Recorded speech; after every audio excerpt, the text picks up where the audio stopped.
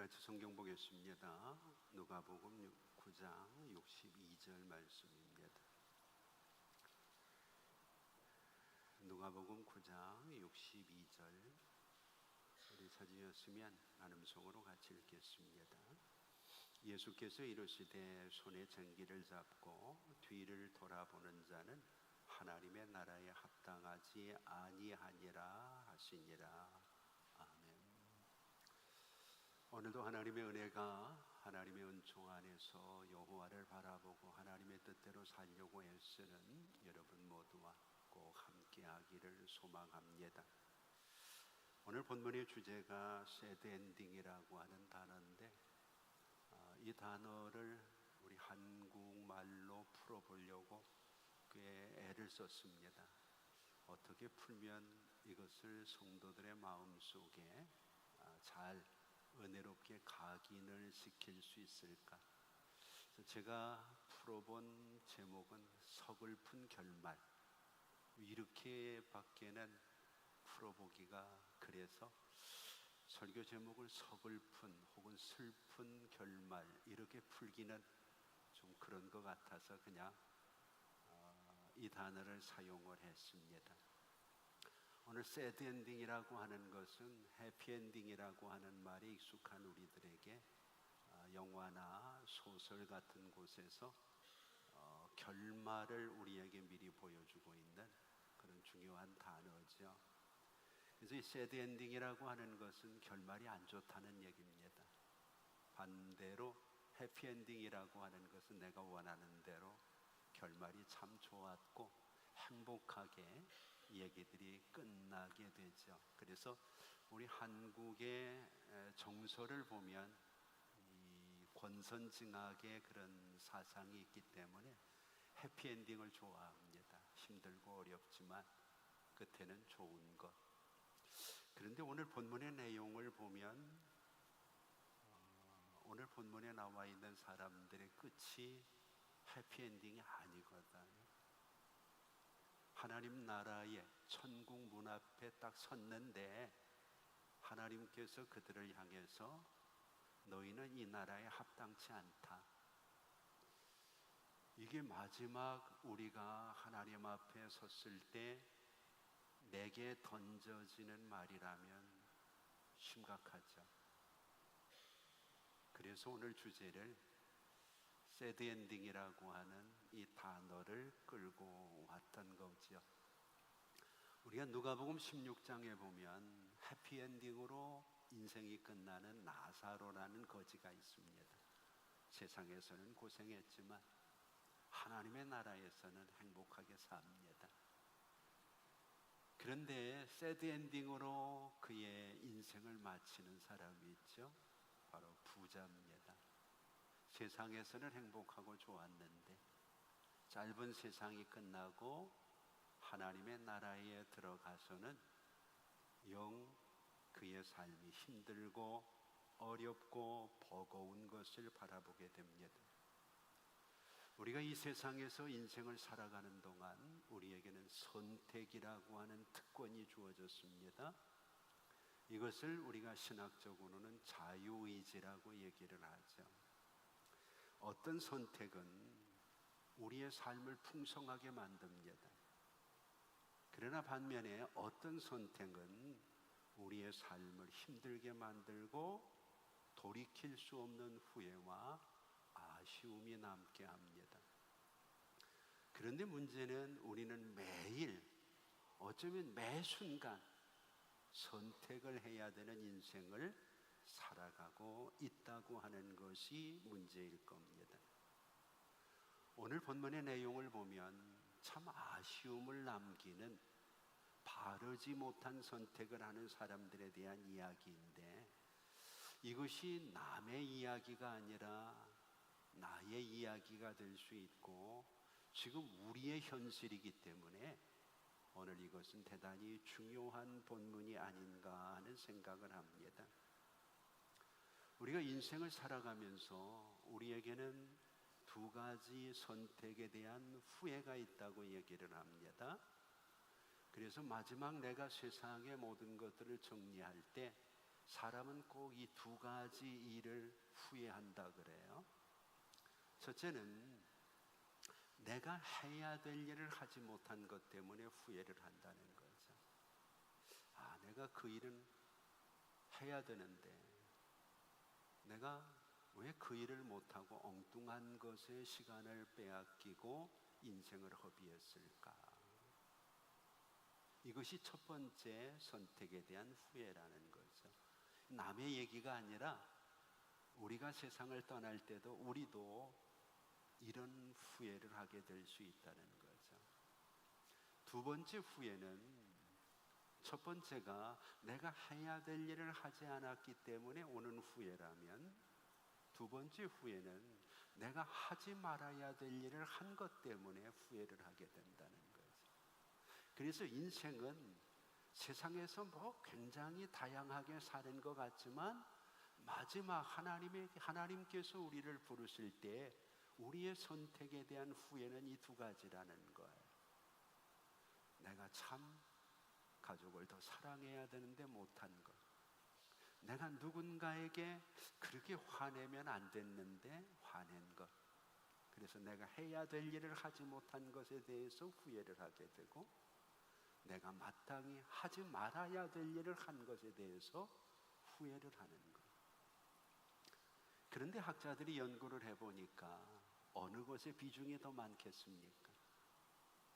내가 해야 될 일을 한 것 때문에 부작용이 생기고 문제가 생긴 것 때문에 후회하는 게 많겠습니까? 아니면 할 수 있는데 하지 못한 것 때문에 후회하며 아쉬워하는 그런 현상이 더 크겠습니까? 학자들이 연구를 해보니까 내가 이 땅 위에서 하지 말아야 될 일을 한 것보다는 마땅히 해야 될 일을 하지 않은 것 때문에 하는 후회가 훨씬 더 크고 훨씬 더 많은 사람들이 오늘도 가슴 아파하고 힘들어 하더라는 거죠. 이것이 남의 얘기가 아니라면 우리에게도 오늘 기회가 주어지는 거죠. 내가 지금 해야 될 일이 있는데 그 일을 하지 않고 미루고 또 미룬다면 결국 나는 인생에 큰 후회를 남기게 된다는 거죠. 오늘 여러분들이 해야 될 일 멀리서 찾지 마시고 가까운 곳에서 내가 마지막에 후회하지 않도록 우리의 삶을 한번 돌아보고 정돈해보는 시간이 됐으면 좋겠습니다. 오늘 본문에 나와 있는 이 사람들은 아마 땅을 치며 후회하게 되어지는, 해야 될 일을 기회가 주어졌는데도 하지 못한 것 때문에, 그래서 하나님의 나라의 문 앞에까지는 갔지만 너는 이 나라에 합당치 않은 사람이다 이야기하는 이런 말씀을 들을 때 얼마나 힘들고 절망적이고, 다시 뭔가를 선택할 수 있는 시간이 있다면 돌이킬 수 있을 텐데 돌이킬 시간이 없잖아요. 우리에게 그런 순간이 오기 전에 어차피 하지 않은 것 때문에 후회하고 하는 것 때문에 후회하는데 하지 않은 것 때문에 후회가 크다면 기왕이면 큰 것에 우리의 삶의 무게를 좀 옮기는 게 좋지 않겠어요? 아쉬움이 남지 않도록 우리가 지금 하는 게 중요합니다. 더 미루지 말고 후회하지 말고 지금 내가 마땅히 해야 될 일이 무엇인가를 찾으면 우리의 삶은 절대로 새드 엔딩으로 끝나지 않고 해피 엔딩으로 끝날 수 있으리라고 저는 생각을 하는 거죠. 오늘 본문의 내용이 그런 얘기입니다. 단순히 어떤 행동에 대한 선택의 문제가 아니라 마음의 방향성, 그리고 헌신의 깊이, 단순히 내가 예수 앞에 있다고 하는 것으로 만족하지 말고 왜 예수 앞에 있는지, 우리의 마음의 방향성과 우리의 신앙의 깊이에 대해서 오늘 본문은 한 번 더 우리가 돌아볼 수 있도록 우리에게 이야기하고 있는 부분이죠. 되게 많은 사람들이 신앙생활하면 자신 있습니다. 천국에 나는 들어가겠지. 근데 마태복음 7장 21절은 다르게 얘기하잖아요. 주여 주여 하는 자마다 다 하나님의 나라에 들어갈 게 아니다. 하나님의 나라는 천국이잖아요. 영원히 우리가 살아야 되는 곳이잖아요. 다 들어갈 것이 아니다. 오직 하늘에 계시는 내 아버지의 뜻대로 행하는 사람이라. 뜻을 아는 사람 아니고 하늘에 계신 내 아버지의 뜻대로 행하는 사람이라야 하나님의 나라에 들어갈 수 있다고 이야기합니다. 나는 어디에 속할까가 우리의 고민이죠. 오늘 교회 안에는 성격도 다르고 사는 환경도 다르고 지식과 연령도 다 다릅니다. 자기가 가지고 있는 생각이나 고정된 틀들을 가지고 있는 사람들이 모여가지고 각자의 신앙 스타일을 가지고 조화를 이루어가는 곳이 하나님의 교회가 아닌가 생각을 해요. 그러다 보니까 예수를 믿는 것은 맞아요. 근데 믿는 방법과 방향이 저마다 틀린 거예요.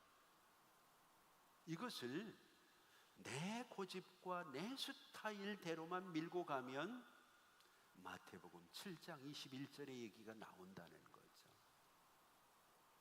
그래서 이것들을 하늘에 계시는 아버지의 뜻으로 방향을 정돈해주고 이끌어주는 것이 목회자고, 그것을 통해서 우리의 신앙의 스타일의 방향을 잡아가려고 하는 것이 바로 예배 시간에 우리가 집중해서 말씀을 듣는 이유가 아니겠느냐는 거죠. 우리가 흔히 예수를 믿는다고 이야기할 때 예수를 믿는다는 것은 동사적인 성격이 강합니다. 행동이 따라오는 것이 믿음이라는 거죠. 그렇기 때문에 우리가 나의 인생과 생명 모든 것들을 그분께 맡기고 그분을 따라가는 것이 예수를 믿는 거거든. 그런데 예수를 믿는다는 사람이 자꾸 세상을 따라가는 것, 세상의 기준으로 믿음 생활을 재보는 거죠. 분명히 믿는 사람입니다. 그런데 예수를 믿는 건 아니라는 거죠. 오늘 여러분들의 가치관을 결정하는 중요한 기준이 뭔가요? 예수라면 내가 손해가 되고 내가 힘들어도 예수가 하신 삶의 그분의 생각을 따라가고 있다고 하면 오늘 분명히 여러분들은 예수를 믿는 사람들입니다. 더 쉽게 얘기를 하면 우리의 인생이 천국 문 앞에서 새드 엔딩이 되지 않을 수 있는 사람들, 하늘에 계신 내 아버지의 뜻대로 행하는 사람들이라고 이야기할 수 있겠다는 거죠. 그런데 문제는 믿기는 믿는데 예수가 없는 것.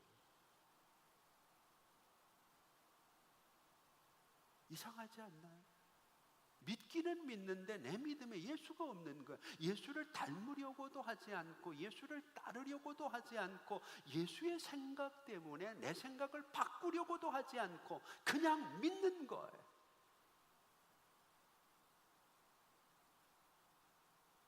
그러면 주님이 오늘 합당치 않다, 그러면 끝나는 거죠.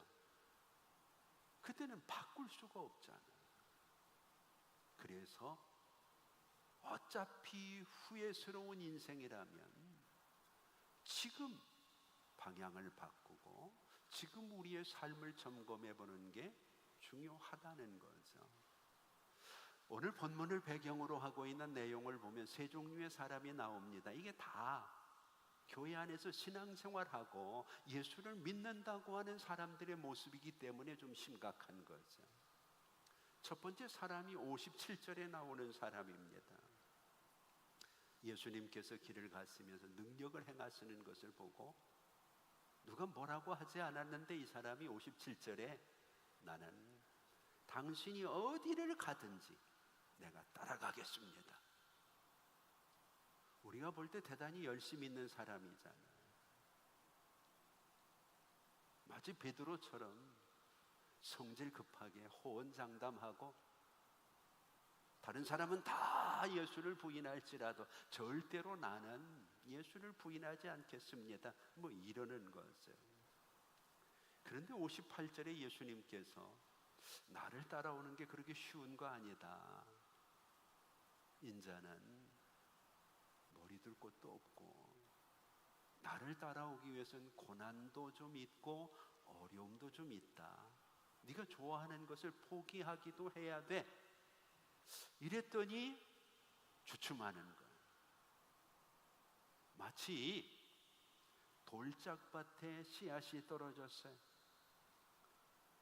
뿌리를 잘 내리는 것 같은데 마태복음 13장 5절을 보면 뿌리가 깊지 않아서 햇볕이 뜨니까 그냥 말라 죽어버리는 거예요. 교회 안에 이런 사람 많잖아요. 열심히 뭔가를 하는 것 같은데 어느 틈에 보면 흔적도 없습니다.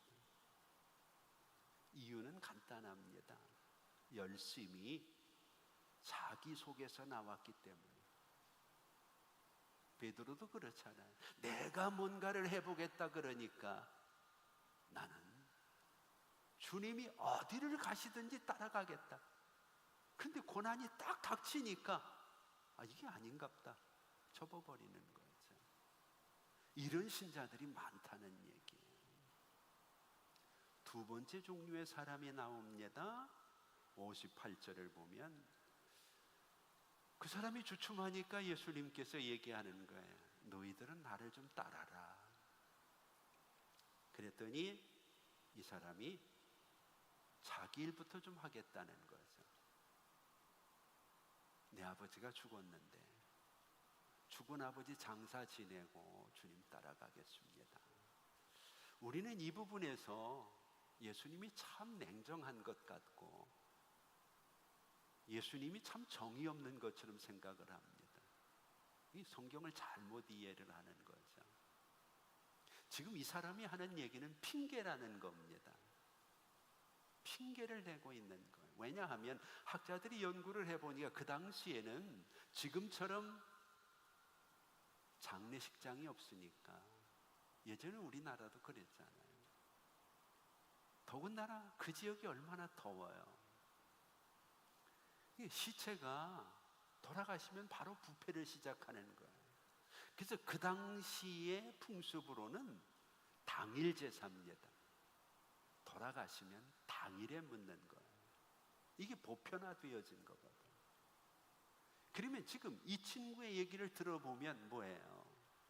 아버지가 돌아가셨다는 거잖아요. 아버지가 돌아가셨는데 상주가 장례는 안 지내고 사람들이 많이 모이니까 예수님 주변에 와가지고 구경하고 있는 거잖아요. 이게 뭔 일인가 싶어서. 그런 일이 가능할까요? 아버지가 돌아가셨는데 구경하러 다니는 일이 가능하겠느냐는 거죠. 결과적으로 그는 지금 앞에 있는 사람이 예수님의 이야기를 듣고 머뭇거리니까 자기를 향해서 주시는 사명에 대해서도 머뭇거리고 있는 거죠. 오늘 우리가 신앙생활을 하면서 이런 핑계가 꽤 많아요. 오늘은 이래서 안 되고 지금은 이래서 안 되고 합당한 핑계 같지만 그것이 우리의 발목을 잡고 우리의 인생의 결말을 새드 엔딩으로 몰아가고 있다는 거죠. 우선순위가 바뀌면 하나님의 일을 할 수가 없습니다.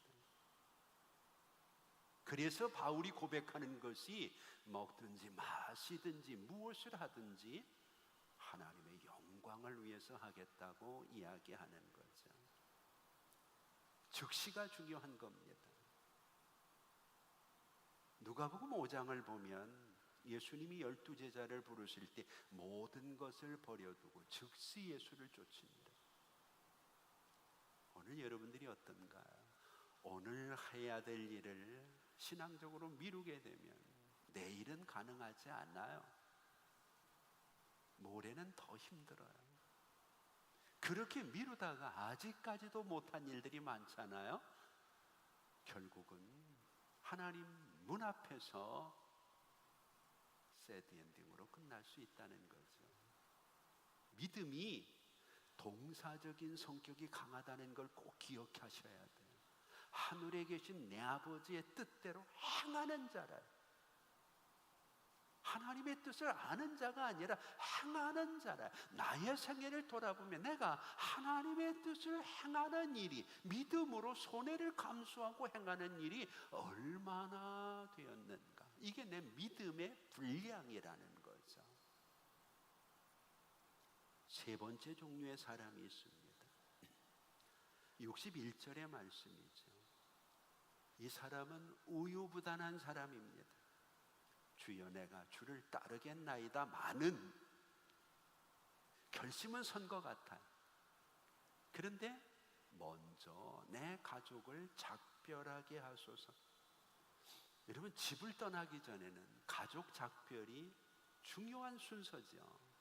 나 이제 예수님 따라서 집 떠난다. 만약에 얘기 안 하고 그냥 떠나면 가출 신고 내면 골치 아프죠. 그러니까 이 사람은 상식적으로 보면 상식적인 얘기를 하는 거예요. 그런데 문제는 예수님이 그를 왜 따르라고 하는지 목적에 대한 의미가 없는 거죠. 어떤 학생이 이렇게 불평을 하는 거예요. 석가모니가 집을 떠나면 출가라고 얘기하고 왜 내가 집을 떠나면 가출이라고 얘기하느냐. 여러분 어떻게 생각을 하세요? 석가모니가 도를 찾아서 집을 떠났어요. 나쁜 놈 아니잖아요. 그는 출가했다고 얘기하죠. 그런데 청소년들이 집을 나가면 이게 뒤집혀요. 마치 자살이 살자가 되는 것 마냥 가출이 돼버리는 거죠. 그때 지혜자가 이렇게 얘기를 했다 그래요. 가출은 집이 싫어서 나가는 거다. 집이 싫어서 나가는 거다. 오늘 우리가 이게 싫어서 저 일을 하는 것, 이것은 별로 의미가 없다는 거죠. 이게 좋은데도, 집이 좋은데도 더 큰 것을 위해서 내가 가지고 있는 걸 포기할 수 있을 때 이 사람을 통해서 큰 일이 이루어질 수 있다는 거죠. 오늘 본문은 합당치 않다 그렇게 얘기합니다. 이걸 해피엔딩으로 바꾸려면 합당하다 그렇게 바꿔야지.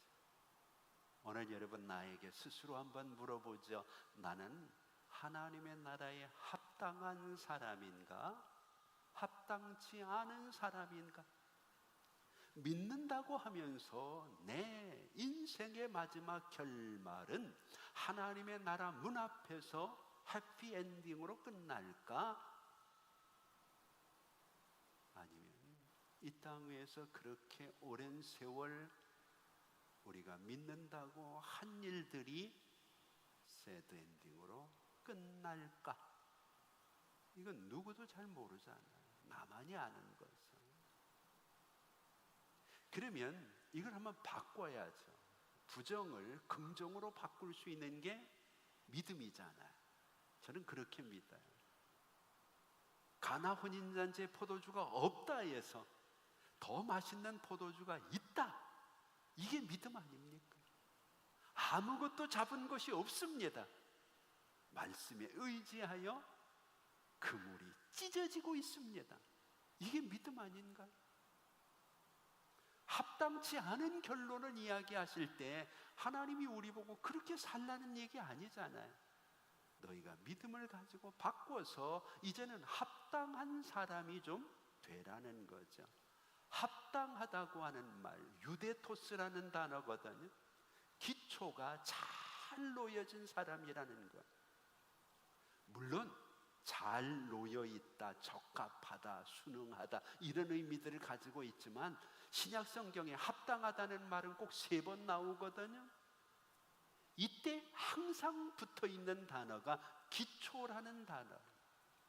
마태복음 7장에 반석 위에 집을 지은 사람은 무너지지 않잖아요. 이게 기초가 잘 두어졌기 때문에, 합당하기 때문에. 반면에 모래 위에 집을 지었어요. 얼마나 빠르게 얼마나 많은 것들을 올려놨는지 몰라요. 그런데 기초가 합당치 않으니까 결국은 다 무너져 내리는 것들을 바라보게 되는 거죠. 반석은 그리스도를 상징하는 거예요. 그래서 우리가 믿는다는 말 앞에는 반드시 예수라는 말이 붙어야 돼. 예수를 믿는 거예요. 예수를 믿는다는 것은 내 인생을 반석 위에 올려놓는다는 거거든. 예수가 머릿돌, 기초가 되고 그 위에 산돌로 우리의 삶이 지어져야 하나님 나라에서 하나님께서 우리를 바라보고 유데토스, 너는 합당한 사람이다 이야기할 수 있다는 거죠.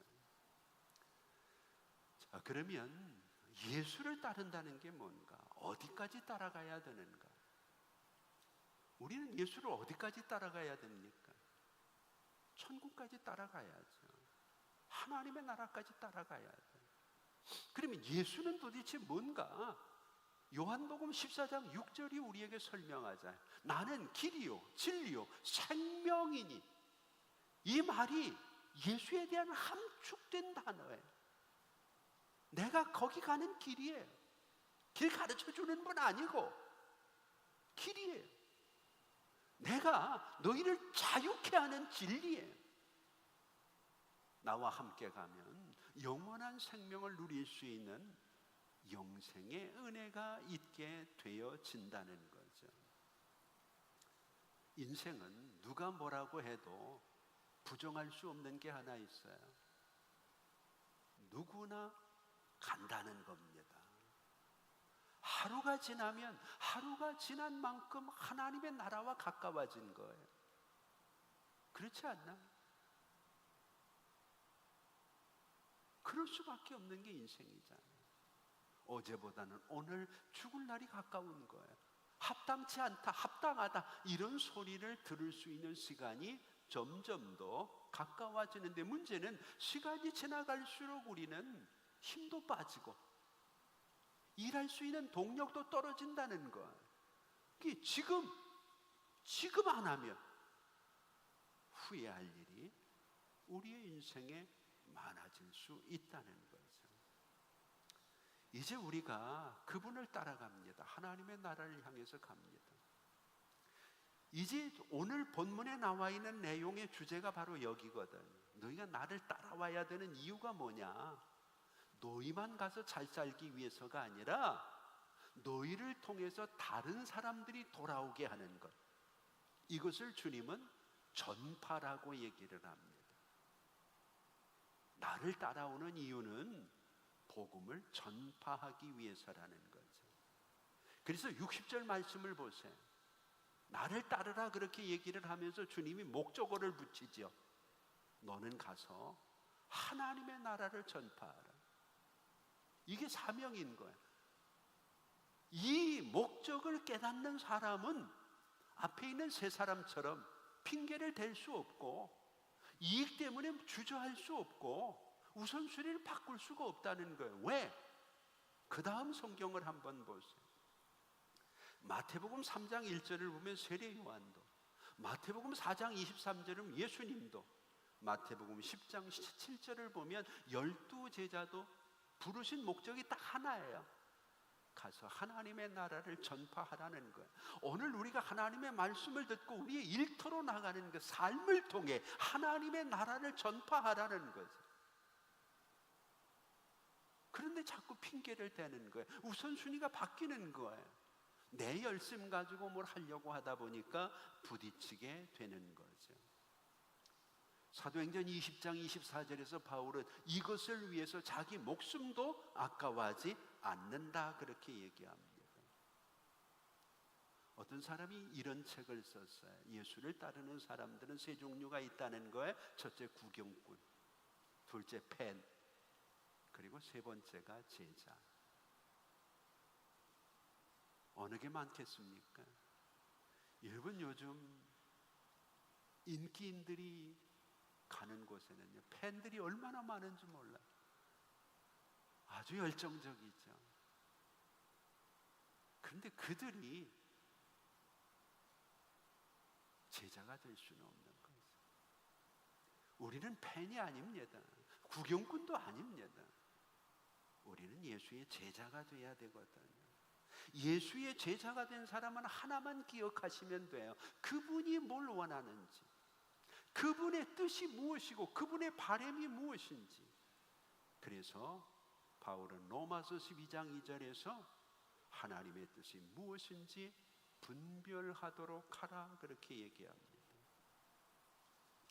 그 하나님이 우리를 부르신 목적, 이유를 하나로 얘기한 겁니다. 그분의 뜻이 하나님의 나라를 전파하는 겁니다.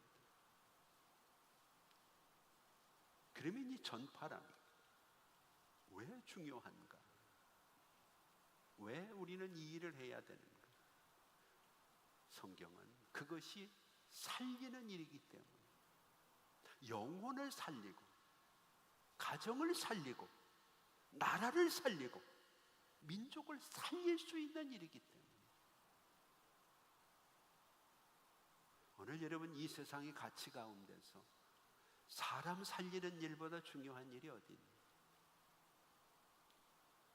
사람 살리는 일보다 중요한 일은 없어. 그런데 이 세상의 모든 사람을 살릴 수 있는 유일한 방법, 전파하는 일이라는 거죠. 전파. 이 전파를 위해서 너를 부르는데 네가 다른 거 핑계하고 있으면 하나님의 나라에 합당치 않다는 거죠. 그러면서 주님이 하시는 말씀이 오늘 본문 62절입니다. 손에 쟁기를 잡았으니까 뒤 돌아보지 말라는 겁니다. 그러면 왜 이렇게 목적도 알고 하나님의 뜻도 아는 사람들이 자꾸 손에 쟁기를 잡고 뒤를 돌아다보는가? 세 가지 이유 때문에 그렇다는 거예요. 첫째는 과거를 단절하지 못했기 때문에 과거에 집착을 하는 겁니다. 쟁기를 잡았다는 얘기는 젊은 사람들은 이해하기 어렵지만, 젊은 사람들의 얘기로 하면 트랙터를 몰았다 뭐 이렇게 얘기할 수 있겠죠. 근데 연세가 좀 있는 분들은 쟁기라는 것을 아시잖아요. 소 뒤에 밭을 갈 수 있도록 쟁기라는 것을 붙여가지고 몰고 가는 거예요. 그런데 쟁기를 다룰 때에는 목적이 하나잖아요. 밭을 갈기 위해서 앞으로 가야 되는 거잖아요.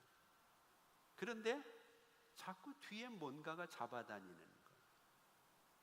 그래서 성경은 믿는 사람은 옛사람 벗어버리고 그리고 새 사람을 옷 입어야 된다 그렇게 얘기를 해요. 우리의 발목을 잡는 것은 두 가지 과거입니다. 하나는 성공했던 과거. 이게 신앙에 큰 방해가 됩니다. 예를 들면 내가 옛날에 은혜 참 많이 받았어. 예전엔 참 능력도 대단했고 축복도 참 많았어. 이 얘기는 바꾸어서 얘기하면 현재가 초라하다는 얘기. 현재는 못하고 있다는 얘기죠. 옛날 얘기 자주 끄집어내는 사람은 영적으로도 늙은 사람이에요.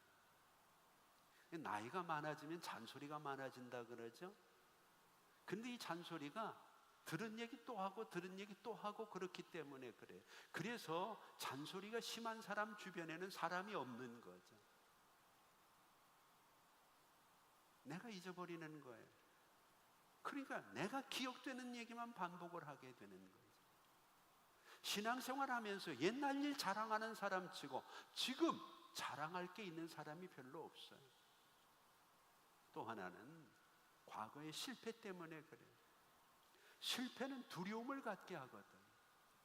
지금 안 하는. 내가 먼저 교회에서 앞에서 좀 일 좀 하려고 그래도 상처 입었는데 여기서 또 괜히 나대다가 또 그런 상처 입기 싫다는 거예요.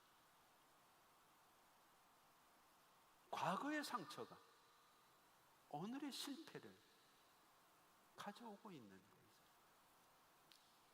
로제처는 뒤에 있는 것에 대한 미련을 버리지 못하는 거예요. 그냥 자꾸 뒤돌아보다가 소금 기둥이 되죠. 두 번째는 현재의 삶에 충실하지 못한 거예요. 불충성한 거죠. 이런 속담이 있어요. 바쁜 꿀벌은 근심할 틈이 없다. 누가 꿀을 빼가도 꿀벌은 근심할 틈이 없을 정도로 바쁘다는 거죠. 우리의 문제는 자꾸 쉬려고 하는 거. 쉬면 믿음이 좋아지는 줄 알아. 절대 그렇지 않아요.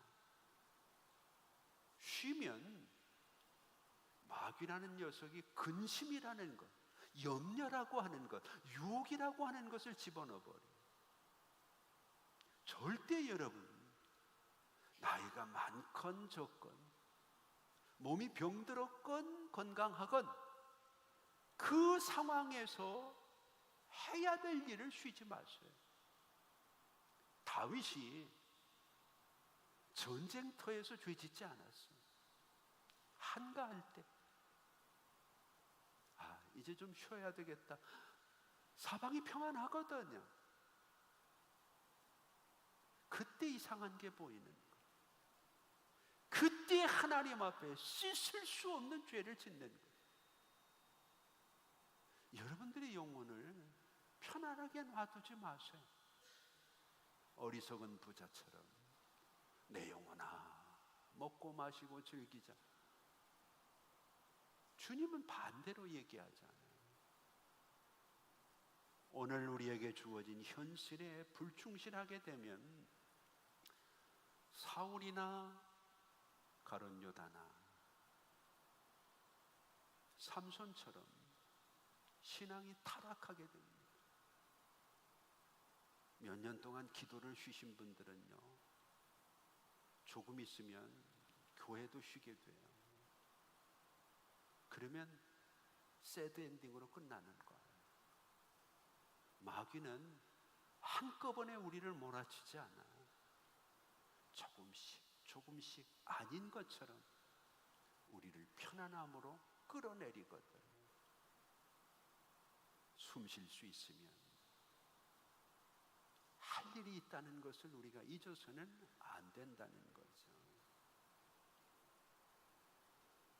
세 번째로 중요한 것이 미래에 대한 소망이 없으면 그렇다는 거예요. 미래에 대한 소망.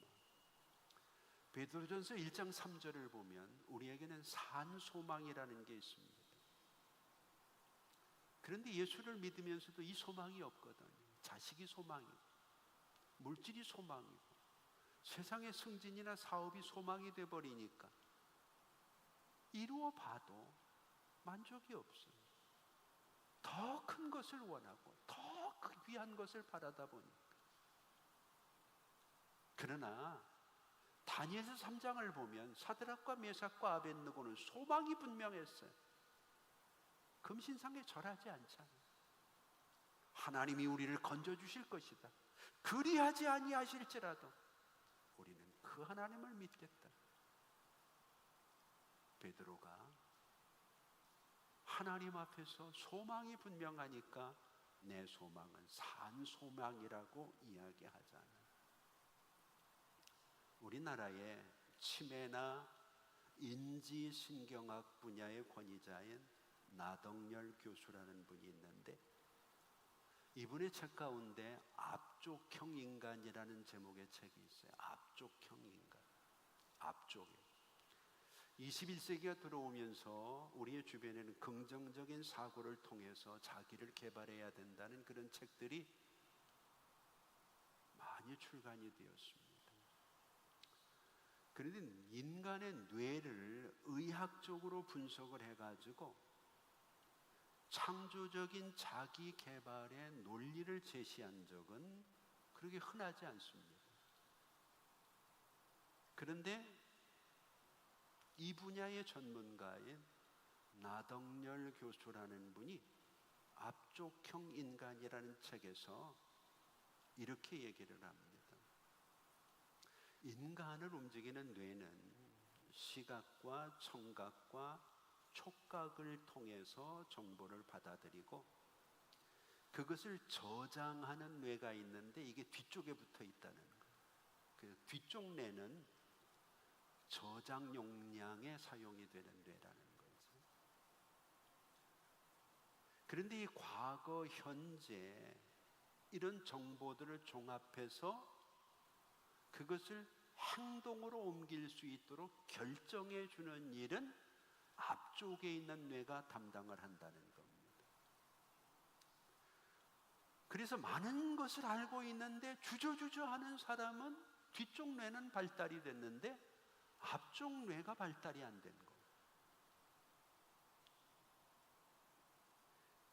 앞쪽 뇌의 역할에 따라서 인생의 성공과 실패가 갈라진다고 이야기하면서 사람이 이제 나이를 먹으면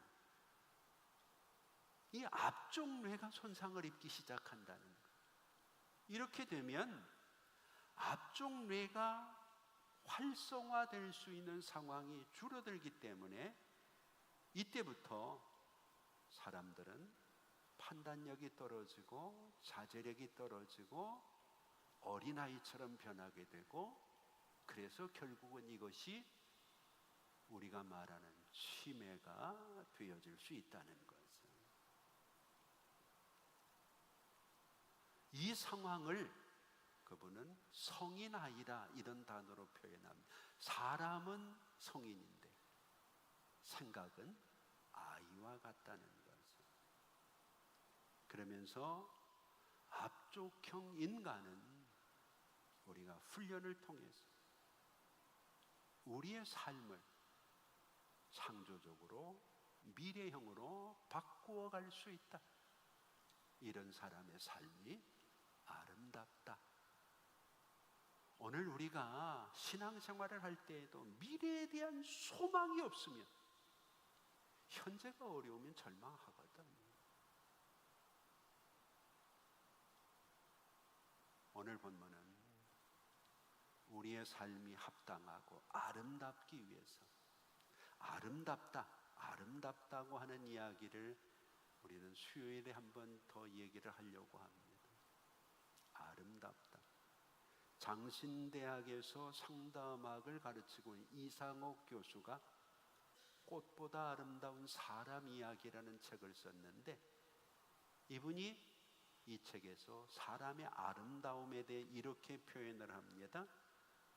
15세기 고어 중에 아름이라고 하는 말은 나라고 하는 나를 지칭하는 단어다. 아름은 15세기까지는 나를 지칭하는 단어라는 것. 그렇기 때문에 진정한 아름다움은 내가 나다울 때 아름다운 것이다. 그렇게. 지금 수요일날 나오시는 분들 한번 물어볼 겁니다. 아름다움이 뭔가?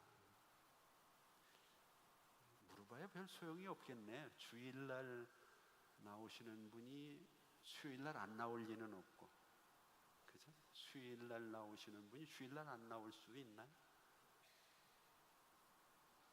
오늘 여러분 아름답다. 내가 나답다는 겁니다. 어차피 해야 될 후회가 있다면 지금 해보고 후회하는 게 낫지 않겠느냐고 주님은 말합니다.